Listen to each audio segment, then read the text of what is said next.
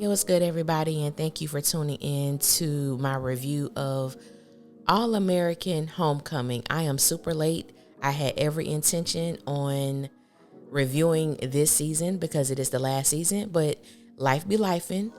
But I'm here, and oh, what an episode to start with.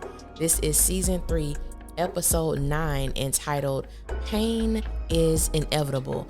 Now, I am going to do a review where I cover everything that happened in this episode, but more specifically, I'm here to discuss the love square of JR, Keisha, Cam, and Gabby. Now, let's just start off by saying that, all the preliminaries. If this is your first time coming to my channel, welcome. If you are a returning family member, then you already know what it is and what it always will be. Be sure to like, comment, share, subscribe.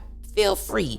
You know what I'm saying? To comment how you feel, whether you agree with me or disagree with me. I love reading the different perspectives. And I know a lot of people are going to think very differently than me when it comes to these topics that we're about to discuss. So I'm looking forward if you choose to comment, your perspective on it. Now, we know that we experienced a time jump, and I think it's been about a month since JR and Keisha have not been intricate in each other's lives. We know that they may see each other in passing or in group settings, but they have completely kind of put each other to the side to make their partners feel more comfortable. But not only that, we have to start with the reason why the partners were uncomfortable in the first place. And that is because JR and Keisha were getting extremely close. And of course, Cam had an issue with it, especially when he found out that JR has been a consistent support for Keisha in this new character of Nunu. And Nunu is who she is when she's doing her street dancing. And, he brought it to Gabby's attention, and it made her go back and reflect on a moment where JR lied to her about doing something, and he was actually, supporting Keisha, which I think any girlfriend would have an issue with her man lying to her and then being with his so-called friend. Now, just so everybody know, I don't have any ships. I like every character on the show. There's not a character on the show that I dislike, so I'm not coming from any type of bias. I just really enjoy the show All American. So when I say certain things, it's not derived from who I like or who I don't like. I do respect the fact that Keisha and JR kept their distance to make their partners comfortable. Yes. However, Keisha and JR have not been honest. I gotta just admit that. They have not been honest. And I am one of those individuals who believe that a lot of times I do take into consideration that these are 20 and 21-year-old young adults. So I don't expect them to do everything right, make the right choices at all times. However, I do expect them to not intentionally hurt the people that they say that they love. Now, I also believe that Keisha's feelings for JR shifted before his did. I believe that she was aware, but also not quite sure how to express them to her friends, because JR is a part of the friend group. It may have been differently if JR was this random guy, but because he's so close and in the nucleus, I think it will always serve as a problem. Now, a lot of people giving JR a pass. JR doesn't get any passes from me. JR may be one of those, male friends who is green to a lot of things, but I do not believe he was green to this, especially when he came to the understanding that maybe his feelings for Keisha has shifted as well. I do believe that we are, watching a display of things happening in the subconscious mind and then coming into the conscious mind. And I do believe that at times when you're that young, even when you are older, a lot of times we don't even consider the possibility that I may like this person, that I may have feelings for this person, or that my feelings may have shifted. And I do believe that when we don't even take a moment to consider, we find ourselves in some pretty interesting and sticky situations, which is where we found JR and Keisha. Now, let me just point out, because some people want to give JR a pass, okay? I really believe that in this episode, Keisha was minding her own business the first time that JR came and approached her. Yes, I understand they both discussed how they miss each other, and and Keisha brought up the fact that they made a promise to their partners that they would not be so, passionately supporting each other, that they would keep their distance. And then JR said, yeah, but I miss my friend.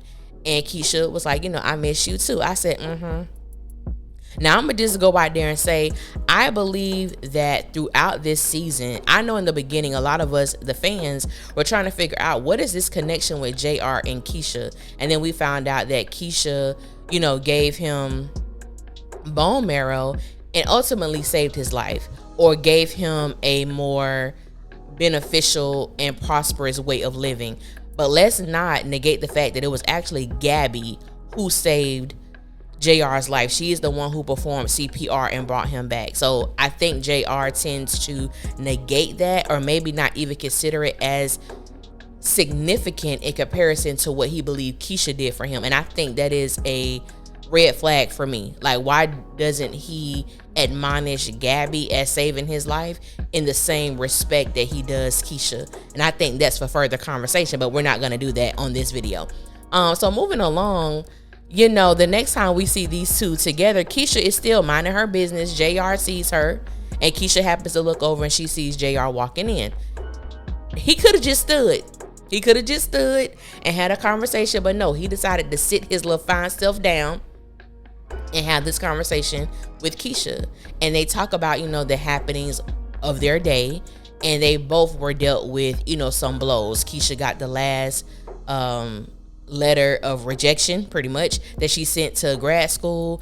JR and Lando went to the board to present this information about getting the baseball team back, and they could not do it because all the funds have been allocated and there has been nothing left for the baseball program to come back to Princeton. So that was a wrap as well.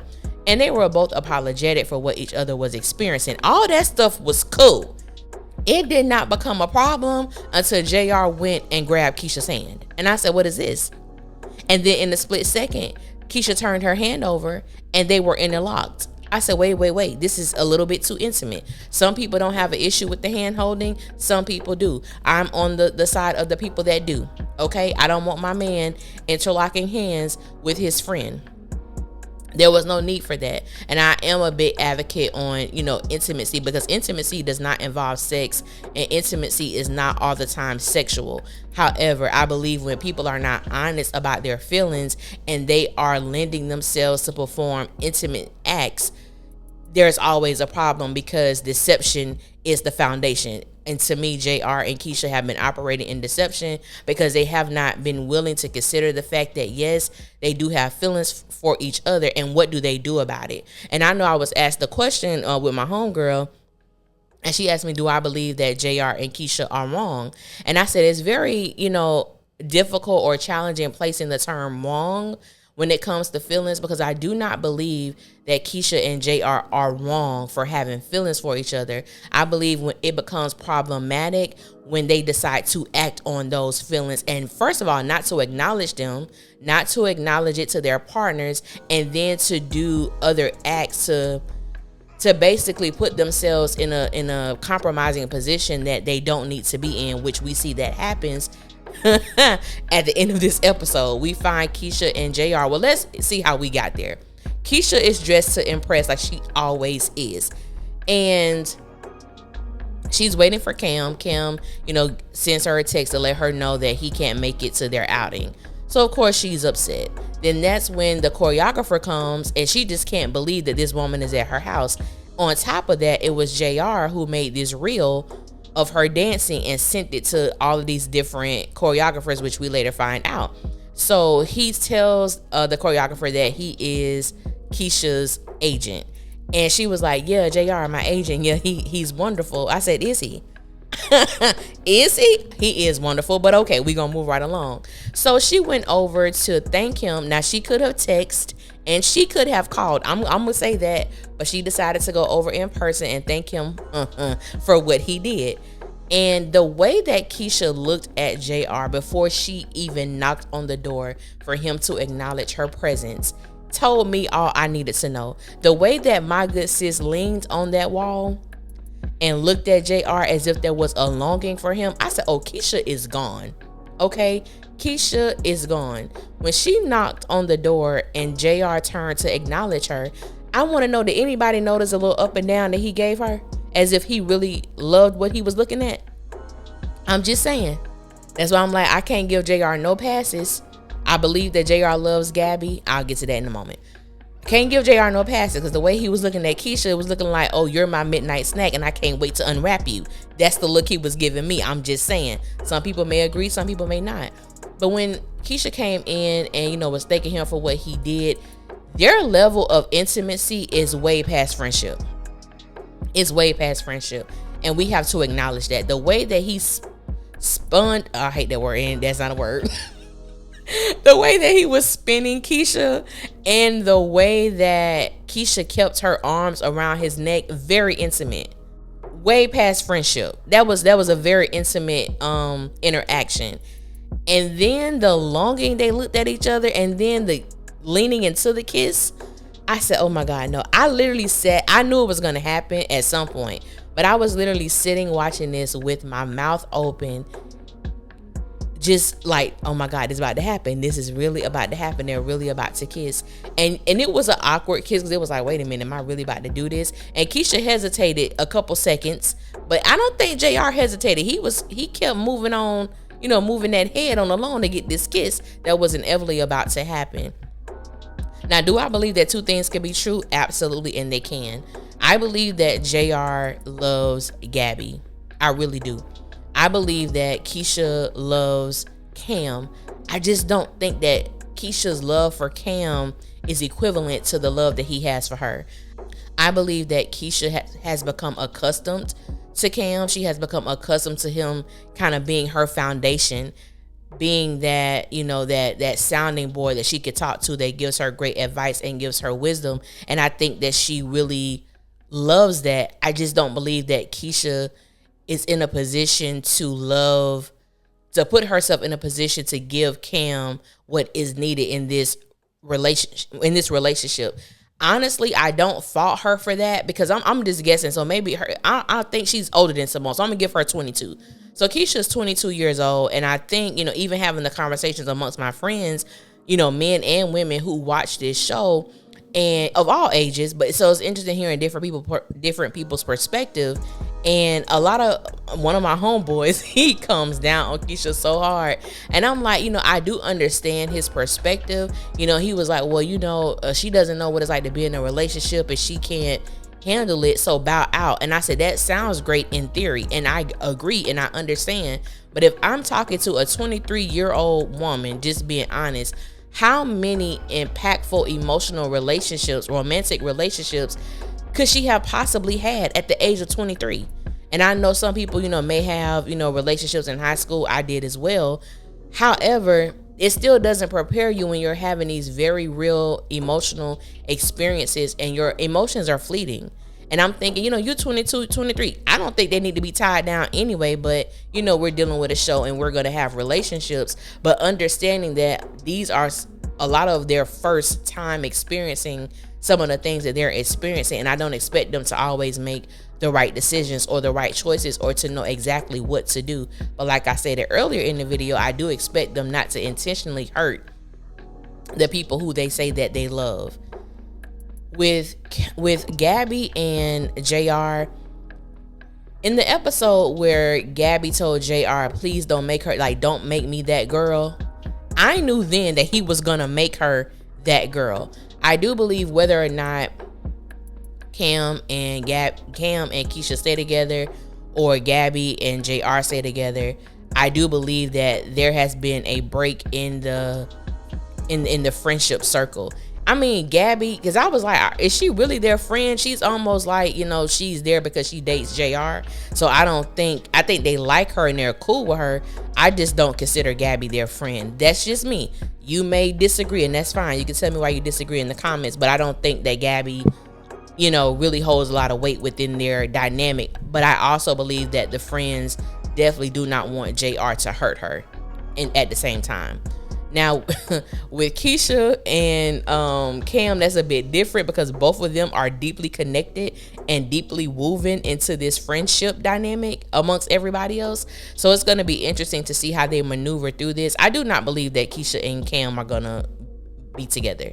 I just really don't. I don't believe they're going to be together. Now, it took me a while.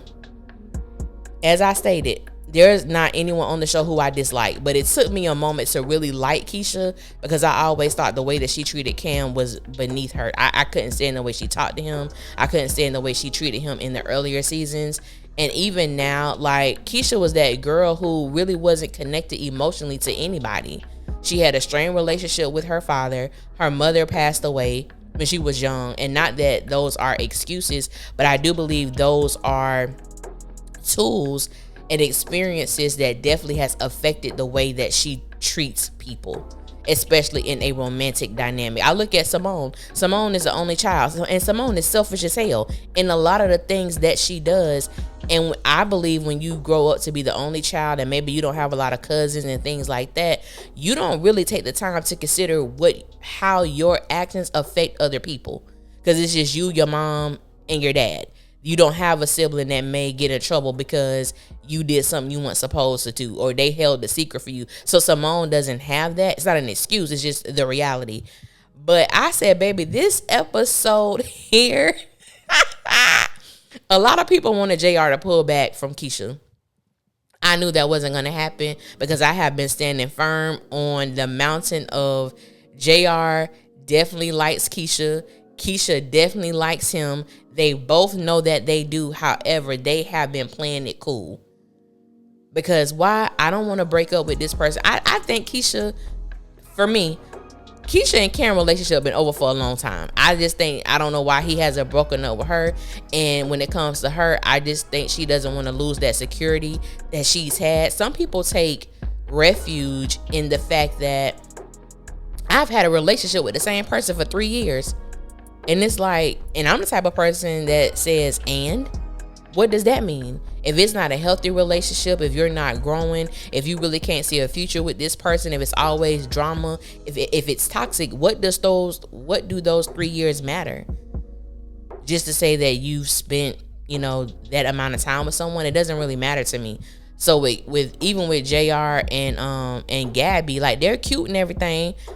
But it's like, for me too, it's like, I'm not the biggest rider when it comes to their relationship dynamic. It's like, it's cool and it is what it is when we get a chance to see her, but sometimes I forget that there have been moments, okay, don't come for me, but there have been moments that I've actually forgot that JR had a girlfriend. Like, honestly, and I know she's not a main character, but she's dating one of the main characters, and so, hey, I'm just saying, sometimes I forget. But this episode for me was really good. I know that it pissed a lot of people off. I'm not mad at it.